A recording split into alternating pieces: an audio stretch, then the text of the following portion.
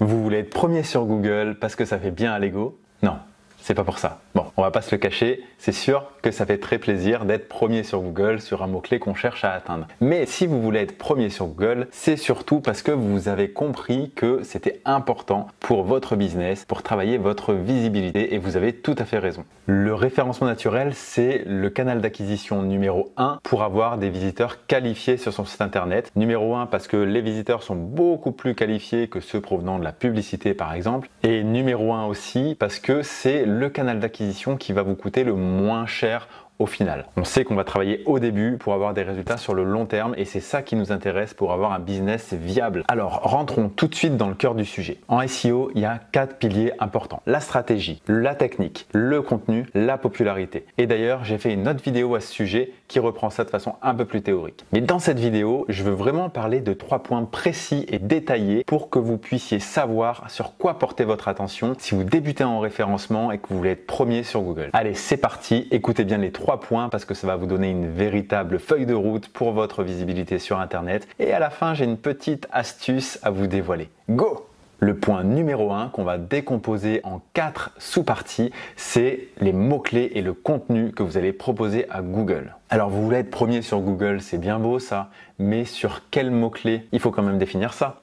Alors il faut bien comprendre qu'il y a 2 règles qui vont s'appliquer. La première, c'est de bien comprendre qu'il faut qu'un article égale une idée. Dans un article ou sur une page de votre site, il va pas falloir avoir des idées différentes, des mots-clés trop différents. Il faut que vous ayez une idée principale et autour de celle-ci vont graviter plusieurs mots-clés et là, il n'y a pas de souci. La deuxième chose à comprendre, c'est qu'il y a des mots-clés principaux et des mots-clés de longue traîne. Le mot-clé principal, c'est sûrement celui auquel vous allez penser dans un premier temps et le mot-clé de longue traîne, il y en a des dizaines ou des centaines en fait et c'est des mots-clés qui vont être plus longs, composés de davantage de mots. Mais pour vous montrer ça, on va prendre un exemple tout de suite sur mon écran. Prenons l'exemple de mon article sur comment faire un bon storytelling, 7 étapes incontournables. Le mot-clé principal, on peut y penser assez facilement, ce sera sûrement le mot storytelling. Et on peut vérifier ça avec des outils tels que Rank Explorer. Il y aura le lien en description de la vidéo qui est un super outil pour votre référencement. Et on voit qu'il nous donne un volume de recherche de 18 100 recherches mensuelles, qui est une estimation sur les 12 derniers mois du nombre de fois où est tapé ce mot-clé. Et on voit même la saisonnalité, c'est-à-dire que l'été, ça va être moins recherché par exemple que le reste de l'année. On a donc notre mot-clé principal. Mais en réalité, est-ce qu'il suffit que je sois en première page pour être visible sur Storytelling et finalement ma première position, je la veux uniquement sur Storytelling? Non, pas vraiment. Parce qu'en fait, il y a tous les mots-clés de longue traîne et là, on peut aller voir sur Google Search Console sur quel mot-clé se positionne l'article. Donc effectivement, on retrouve notre mot-clé Storytelling qui est celui qui a le plus de clics et d'impressions, mais on voit qu'il y a plein d'autres mots-clés qui ressortent. Et si on regarde sur cet article uniquement, on a 564 mots-clés différents qui ont fait au moins une impression sur Google ces 3 derniers mois. Donc on voit bien qu'on travaille à la fois un mot-clé principal et des centaines de mots-clés de longue traîne. Le deuxième conseil que je veux vous donner dans cette partie, c'est le fait d'attaquer vraiment une niche de votre domaine. Prenons un exemple concret. Si vous avez un site sur la course à pied et que vous décidiez d'attaquer ça avec des articles sur la nutrition, sur le sport et sur le bien-être, qui est quelque chose de totalement logique par rapport à votre thématique. Et bien dans un premier temps, si votre site est nouveau, je vous conseille vraiment de devenir un expert d'une sous-partie de cette niche vraiment et ne pas attaquer tous les sujets de front. Par exemple, vous allez vous dire ok, je vais me concentrer vraiment sur la course à pied et la nutrition, on verra plus tard par exemple, pour montrer à Google vraiment que le sujet de la course à pied et toutes les questions qu'on va pouvoir se poser autour de se mettre à la course à pied par exemple, je vais les traiter en profondeur sur mon site. Le troisième conseil que je vais vous donner par rapport à vos mots-clés et à votre contenu, une fois que vous avez identifié les mots-clés sur lesquels vous voulez ressortir, c'est à vous de jouer et de rédiger le meilleur contenu du web. Il y a beaucoup de contenu sur Internet, ça foisonne littéralement. Donc pour tirer votre épingle du jeu, il va falloir mettre la barre très haut. Et pour ça, je vais vous donner 3 conseils de comment vous pouvez appréhender votre article pour qu'il soit le plus complet. Première astuce, tout simplement, je viens de le dire, qu'il soit plus complet que les autres. Mettons que le site A prenne les arguments 1 et 2 pour vous dire que pour commencer la course à pied, il faut faire ci, il faut faire ça. Que le site B, lui, prend l'argument 1 aussi, il parle pas du 2, mais il en parle d'un troisième par exemple. Donc c'est bien, ils auront chacun 2 arguments. Pas vous, il va falloir revenir avec les 3 arguments par exemple, 1, 2, 3 et pourquoi pas un quatrième, et vous serez plus complet que les autres, plus exhaustif. Donc c'est vraiment ce que vous pouvez chercher à faire dans cette première approche. La deuxième approche, c'est de faire un contenu vraiment plus approfondi que les autres.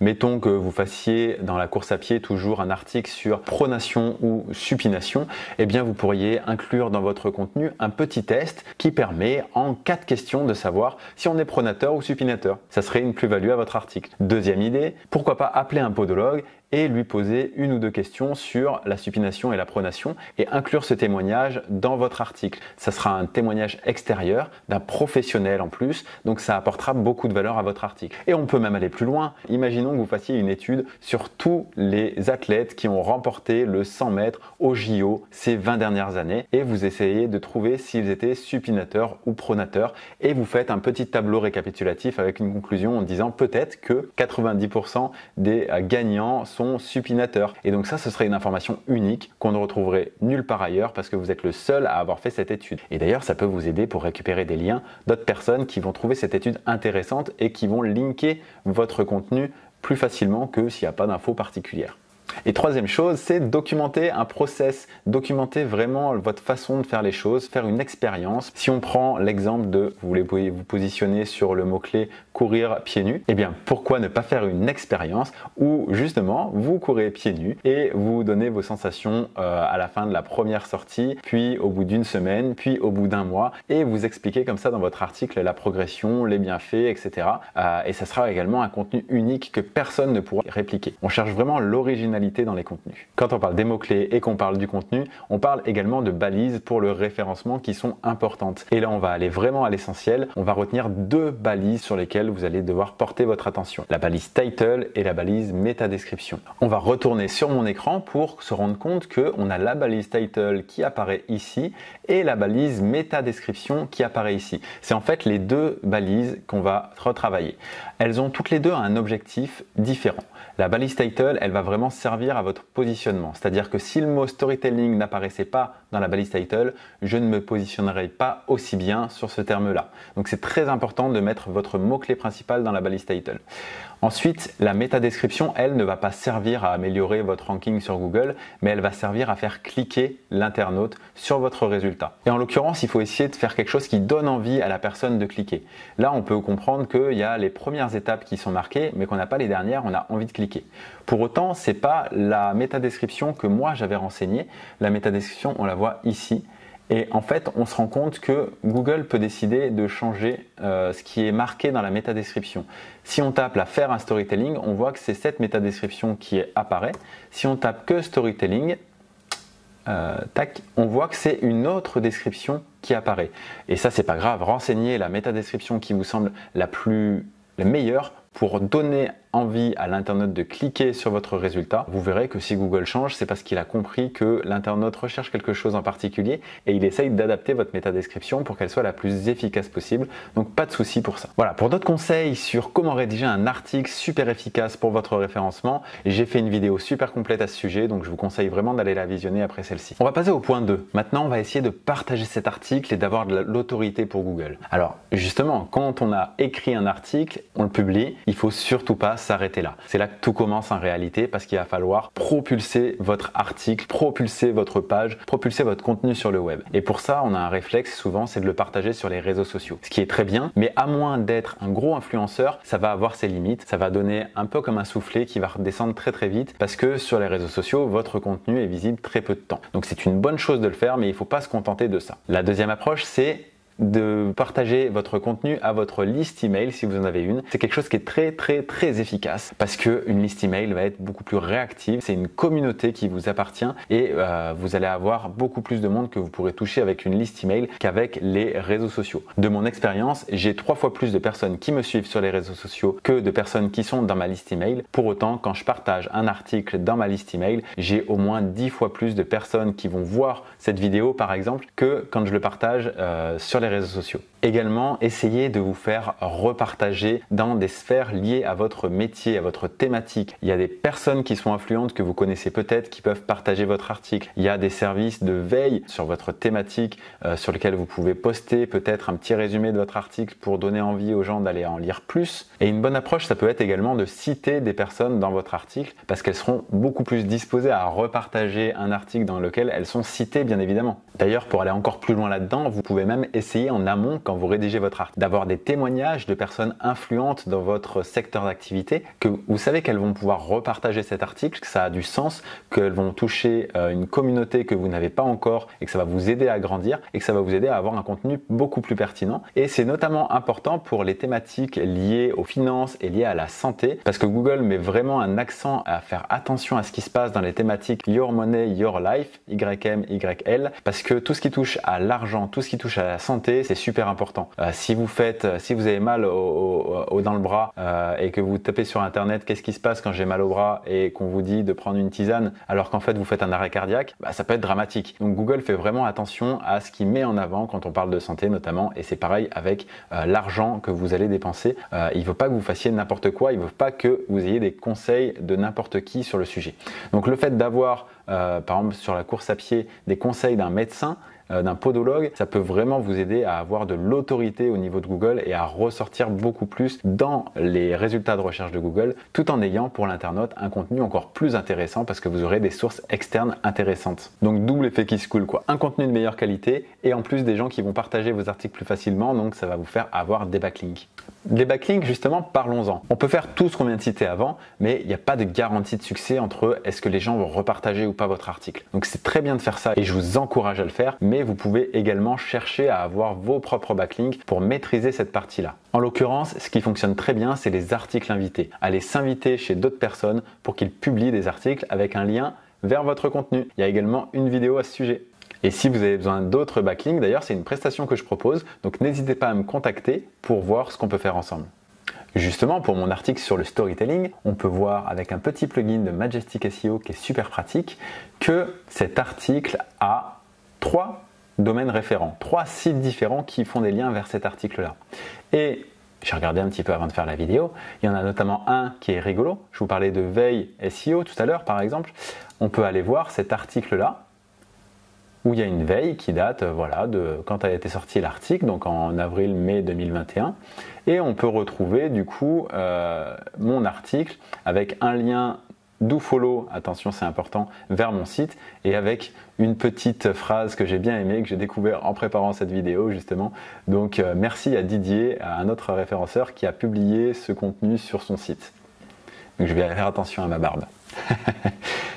Ensuite, le point 3 sur lequel vous pouvez vous focaliser une fois que vous avez rédigé des bons contenus et que vous avez fait en sorte de partager vos articles, de faire la promotion de ceux-ci et d'acquérir des backlinks vers votre site et vers vos différentes pages importantes, vous allez pouvoir améliorer ce qui fonctionne déjà. Dans le lot de ce que vous aurez fait, il y a forcément des pages qui vont ressortir plus que d'autres et il faut appuyer là où ça fonctionne le mieux parce que vous avez vraiment un intérêt principal à travailler là où ça fonctionne déjà parce que vous aurez des résultats décuplés par rapport à retravailler un article qui marche pas très bien par exemple. Et si votre site a déjà un peu d'ancienneté, a déjà des pages qui se positionnent, etc., cette technique va être vraiment super efficace pour vous. Donc on va chercher à avoir des résultats rapides en faisant des petites actions précises. Et c'est là qu'on voit que le référencement, c'est pas toujours long comme on peut le penser. C'est long quand on commence évidemment, quand on lance son nouveau site, il va pas se positionner très bien au bout d'un mois, c'est certain. Mais quand on a déjà un site qui a un peu d'ancienneté, on va pouvoir faire des petites actions qui vont avoir des grands résultats et très rapidement en quelques jours. Alors justement, pour identifier ce qui marche déjà et là où vous allez pouvoir apporter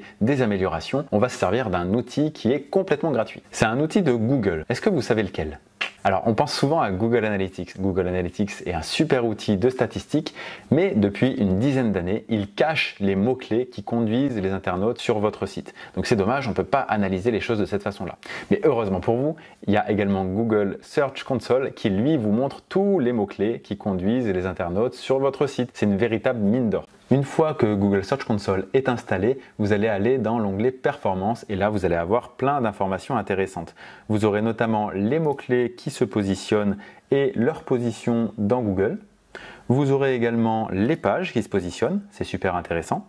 vous aurez pour chaque mot-clé ou pour chaque page le nombre d'impressions et le nombre de clics pour chaque mot-clé. Et vous aurez le CTR. Le CTR, c'est le taux de clic en fait sur votre résultat. Mettons que vous ayez 1000 impressions et que vous ayez 100 clics, le CTR sera de 10% parce qu'il y a 10% des 1000 personnes qui ont vu votre résultat qui ont cliqué dessus. Donc là, pour Storytelling, il y a eu 32 963 impressions, 743 personnes qui ont cliqué dessus, ce qui donne un CTR moyen pour cette page pour ce mot-clé, de 2,3%. Sur les 3 derniers mois, j'ai eu plus de 2 millions d'impressions. Donc vous imaginez bien que je ne vais pas aller regarder les mots-clés un par un. On va chercher à identifier 2 cas qui vont vous servir à optimiser votre référencement. Dans un premier temps, vous allez chercher les mots-clés dans lesquels vous êtes dans les 3 premières positions, mais pour lesquels vous avez un CTR inférieur à 10%.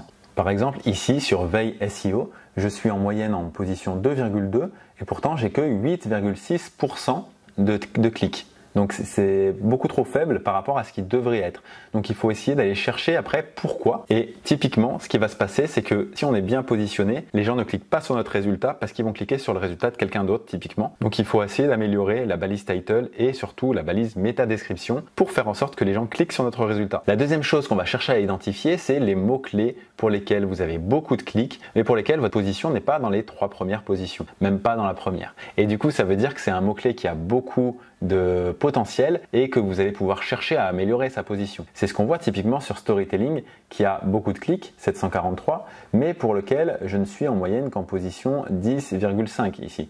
Donc en travaillant davantage ce mot-clé-là, en progressant 9e, 8e, 7e jusqu'à la première position, je vais vraiment décupler le nombre de clics que je vais avoir sur mon résultat.